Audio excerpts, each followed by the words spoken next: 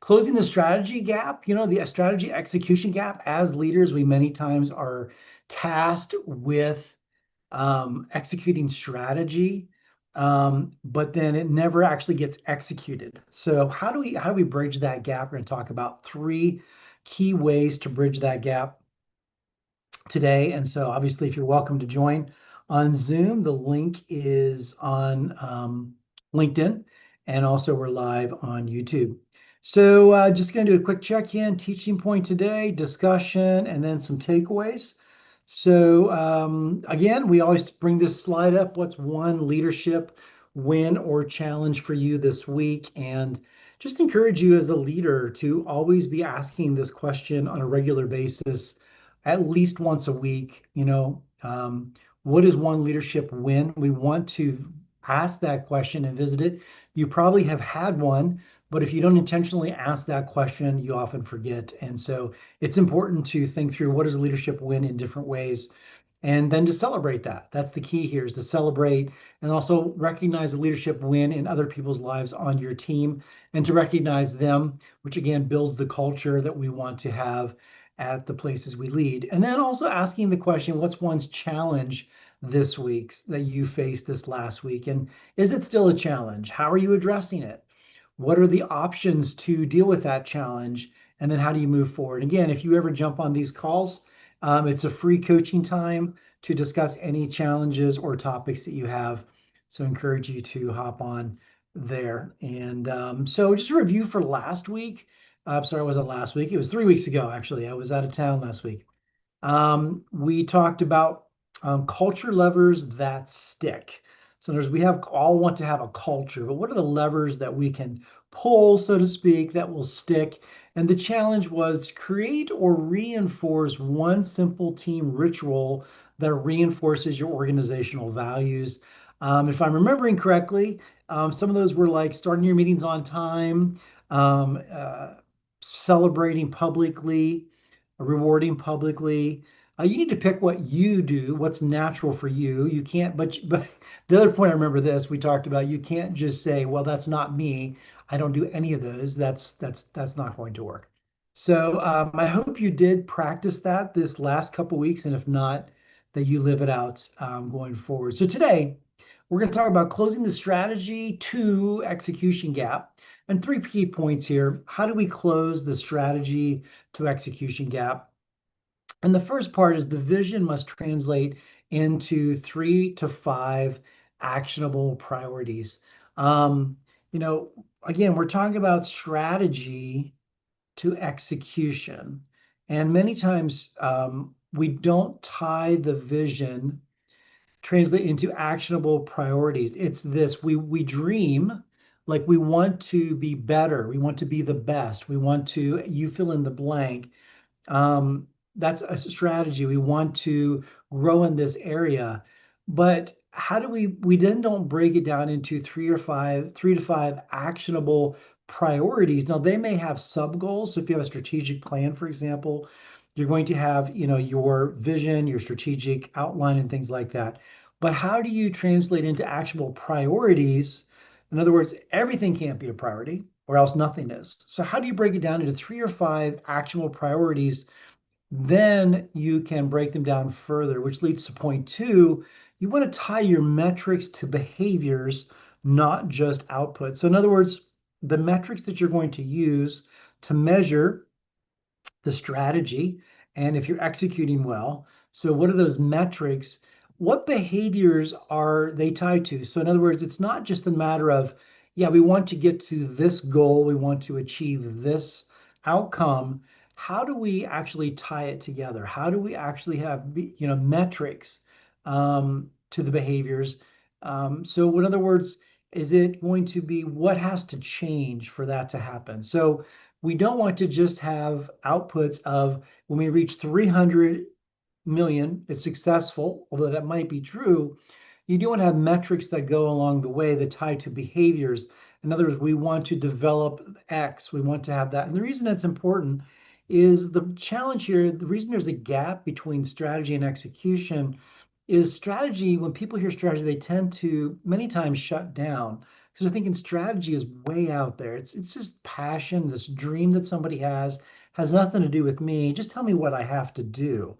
And so we're looking to bridge the strategy execution gap. And one way to do that is the metrics to behaviors. So in other words, we're going to increase our customers' experience. Now that is hard to measure. You can still measure that, but whatever, if that's one of them, you want to increase your customers' experience, or you fill in the blank, you want to have metrics tied to those behaviors. Well, how will we do that? Well, we're going to call back within 10 seconds whenever we get a lead. We're going to do this, we're going to do that. So it's having that list and tying them together. Again, we're trying to bridge that gap from theory to execution. And the third key point here is build feedback loops to stay on track.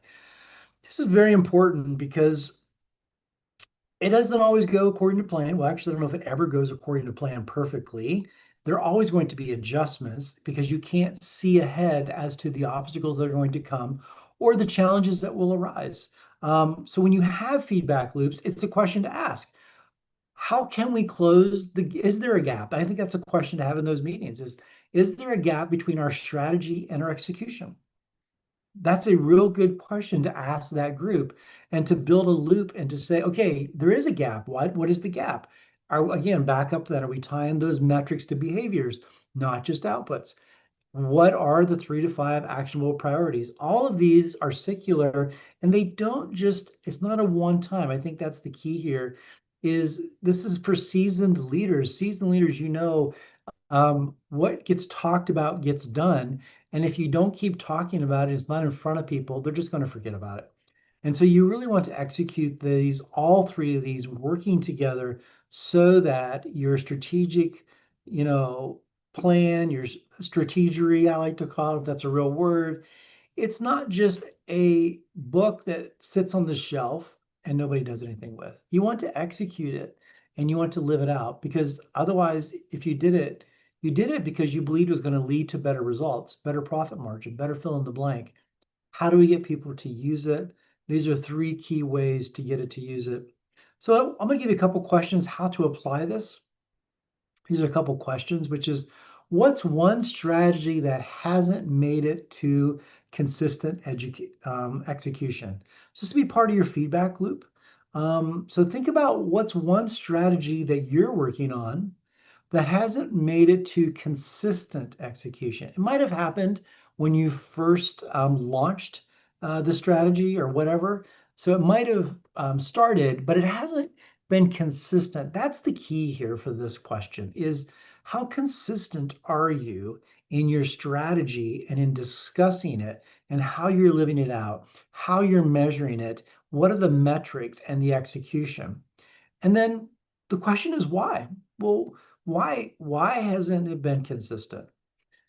It's really important to pause and to have those dialogues because if it isn't happening in one, it may not be happening in other areas as well.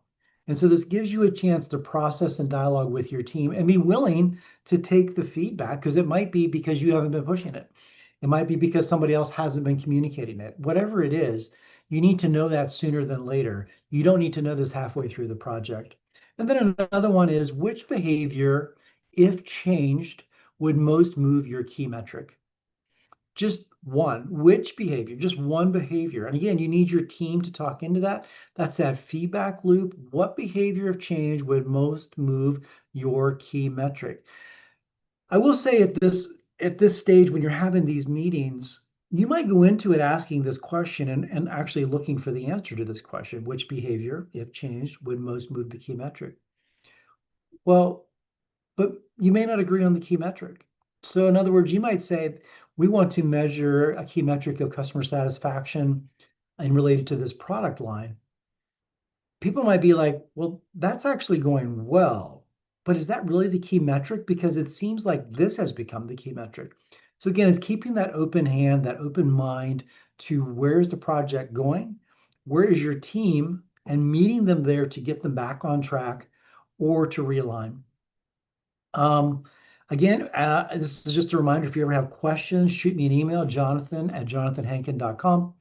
I'd be glad to talk about those questions on this. I'll answer any questions you send me for coaching, for leadership. Send those to me. If you jump on the call, we can have a live dialogue here. I don't see anybody on Zoom right now.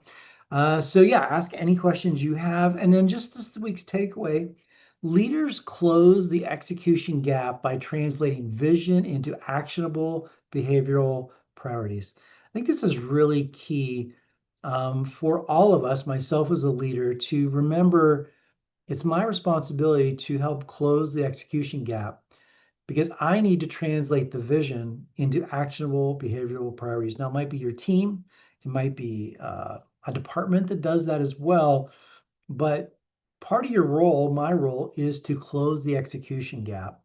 And I need to close it by understanding what is stopping that transition from vision to actionable priorities and behavior.